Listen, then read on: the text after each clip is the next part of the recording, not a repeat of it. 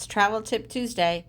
I did a Mickey tie-dye at a recent stay at a Disney resort, and they wrapped it so nice to bring it home, as you can see. So they wrap it up. It's great. It looks terrific. And then it's time to go home. And so today's Travel Tip Tuesday.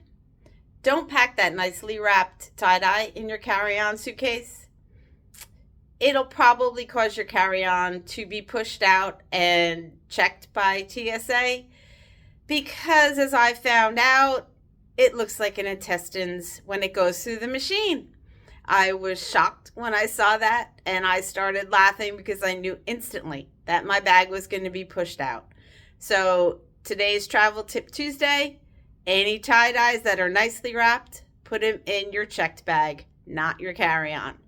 Keep enjoying life through travel. Until next time.